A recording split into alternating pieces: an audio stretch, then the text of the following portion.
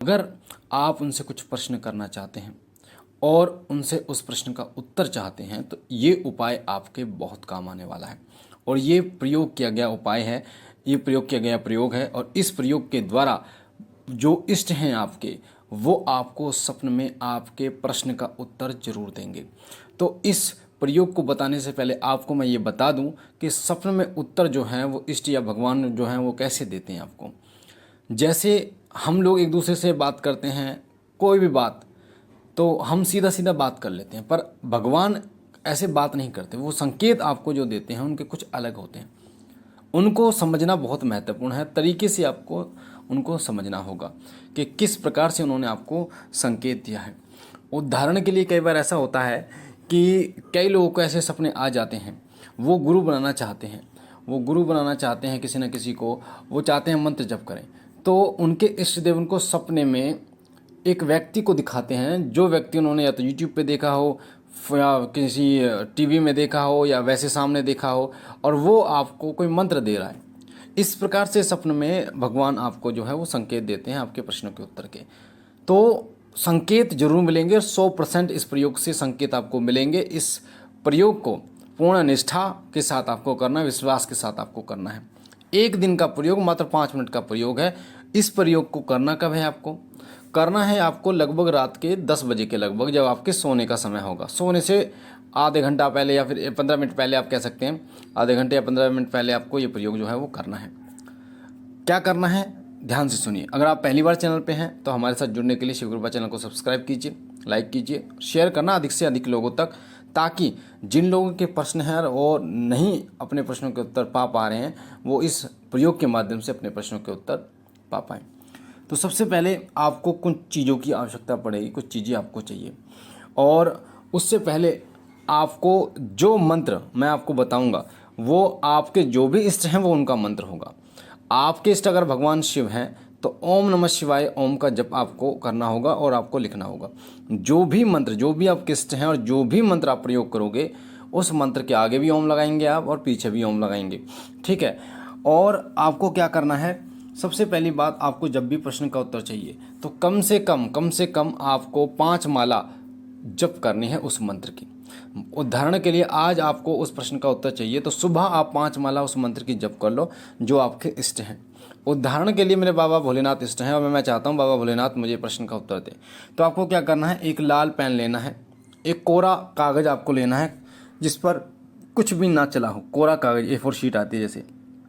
आपको ऊपर उस मंत्र को लिखना है, दाएं उस मंत्र को लिखना है, बाएं उस मंत्र को लिखना है और नीचे, यानी कि चारों दिशाओं में आपको उस मंत्र को लिखना है और आगे ओम लगाना है और उस मंत्र के पीछे ओम लगाना है। इस चीज़ का विशेष रूप से आप ध्यान रखिए। लाल पेन से मंत्र लिखना है आसन पर बैठ के, और आपको मंदिर के पास बैठ के लिखोगे तो बहुत अच्छी बात है। एक कागज पर आपकी एक समस्या आप लिखेंगे, अपनी एक समस्या, जो भी आपकी समस्या है एक आप लिखेंगे। ऐसा नहीं कि जो भी प्रश्न का उत्तर आप चाहते हैं वो एक प्रश्न लिखेंगे, सभी प्रश्न नहीं लिखेंगे। उदाहरण के लिए आप चाहते हैं कि ये पता करना कि क्या मेरे ऊपर मेरे इष्ट की कृपा है, मेरे ऊपर मेरे जिनकी मैं पूजा करता हूँ उनकी कृपा है, मुझे दर्शन दीजिए, ये प्रश्न हो गया। या फिर आपके घर में अगर कोई दिक्कत चल रही है, ये क्यों चल रही है, ये हो गया प्रश्न। या एक ये प्रश्न होगा कि मेरे क्या जो मेरी नौकरी लगी है या कब लगेगी, ये प्रश्न हो गया इस प्रकार के। या शादी कब होगी, इस प्रकार का प्रश्न हो गया। या फिर और कोई बीमारी वगैरह है तो वो क्यों है, ठीक है। तो एक प्रश्न आप लिखेंगे एक बार में।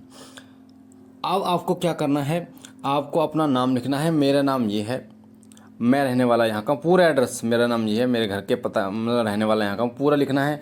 ABC जो भी होता है एड्रेस वो लिखना है। आपको गांव लिखना है, शहर लिखना है, डिस्ट्रिक्ट लिखना है, ठीक है, पूरा लिखना है। जैसे हरियाणा में आप रहते हो, यूपी में रहते हो, पूरा लिखना है आपको। शहर कौन सा है, डिस्ट्रिक्ट कौन सा, ये सब चीज़ लिखनी है, ठीक है। फिर आपको लिखना है जो आपकी समस्या है। कि उदाहरण के लिए मैं जानना चाहता हूँ कि क्या मेरे ऊपर भगवान शिव शंकर भोलेनाथ की कृपा, हे प्रभु, हे बाबा भोलेनाथ, अगर आपकी कृपा मुझ पर है तो आप मुझे सपने में दर्शन दीजिए आज। इस प्रकार से आपको लिखना है। और इस प्रकार का जो लिखोगे ना, क्या अगर आपकी कृपा मुझ पे है तो मुझे सपने में दर्शन दीजिए, 3 बार आपको लिखना है। जो भी समस्या है, जैसे एक पर समस्या को आपको 3 बार लिखना है। समस्या एक ही होगी, प्रश्न एक ही होगा, पर आपको 3 बार लिखना है। क्या बाबा भोलेनाथ मुझ पर आपकी कृपा है तो मुझे दर्शन दीजिए। क्या बाबा भोलेनाथ मुझ पर आपकी कृपा है तो दर्शन दीजिए, बाबा भोलेनाथ मुझ पर आपकी कृपा है तो दर्शन दीजिए, ऐसे लिखना है आपको। उसके बाद आपको उस पर्ची में 21 रुपये आपको उस पर्ची के अंदर रख लें और उस पर्ची को फोल्ड कर देना है, लंबा फोल्ड करके उस पर्ची को फोल्ड कर देना है। फोल्ड करने के बाद आपको चारों तरफ से कलावा जो है वो लपेट देना है उसके, और रात के समय आपको करना है 10-11 बजे के करीब, जो आपका सोने का समय होगा। उसके बाद आपको मंदिर में, अपने मंदिर में जाना है और अपने मंदिर में आपको अपने इष्ट देव की जोत जलानी है, कपूर लेना है, कपूर पर 2 लौंग और 1 बतासा, 2 इलायची का भोग अपने इष्ट को देना है, जो भी आपके इष्ट हैं। उसके बाद आपको वो हाथ में लेकर आपको बोलना है, वही फिर वो जो आपने पर्ची ली है उस पर्ची को लेकर हाथ में आपको ये बोलना है कि हे प्रभु, जो भी मेरा प्रश्न है उसका उत्तर मुझे दें, या फिर जो भी आपका प्रश्न है, अगर आप मुझसे प्रसन्न है तो मुझे दर्शन दें, मुझसे प्रसन्न है तो मुझे दर्शन दें, ये जो भी आपका प्रश्न है। इस तरीके से पर्ची हाथ में लेकर बोलकर उनके चरणों में रख देनी है, जो आपके मंदिर में तस्वीर है या मूर्ति है भगवान की, उसके रख देना है। अब उसके बाद आपको सो जाना है। अब इस चीज़ में कुछ चीज़ों का ध्यान रखिए। इन चीज़ों में पहली बात तो ये, आपको खाट पे नहीं सोना, खाट चारपाई, हमारे यहाँ खाट कहते हैं, चारपाई पे आपको नहीं सोना। बेड पे आप सो सकते हैं, धरती पे आप सो सकते हैं, खाट चारपाई पे मत सोना, ये ध्यान रखना चीज़ का।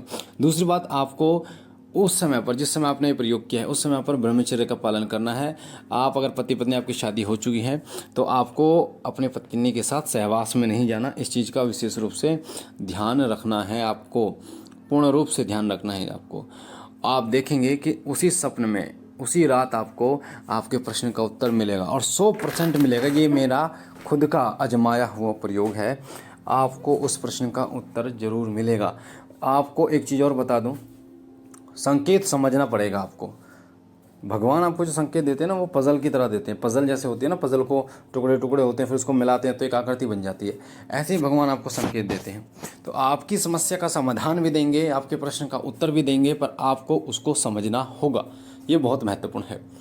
तो उसी रात आपको दर्शन होंगे, उसी रात आपको वो बताएंगे। क्या हो सकता है वो आपके किसी पितर हैं, यानी आपके जो छोटे बड़े हैं, जो पापा हैं, दादा इस दुनिया में नहीं है, उनके रूप में आपको आपके प्रश्न का उत्तर दें।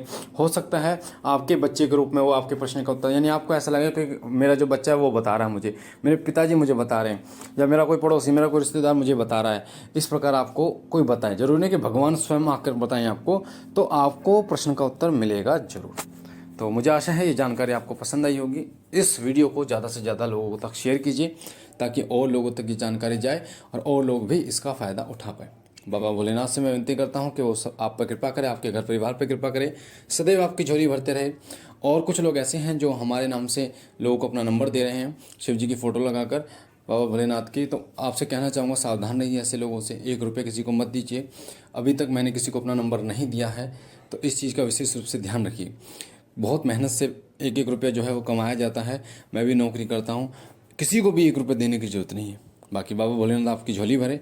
मैं आपके लिए यही विनती करूँगा कि आपके समस्त कार्यों को पूर्ण करें और ये सावन का महीना आपके जीवन में खुशियाँ लेके आए, आपके समस्त संकटों को काटें और बाबा भोलेनाथ आप पर प्रसन्न हों। हम मिलते एक नई जानकारी के साथ, तब तक के लिए ओम नमः शिवाय, ओम नमः शिवाय, ओम नमः शिवाय।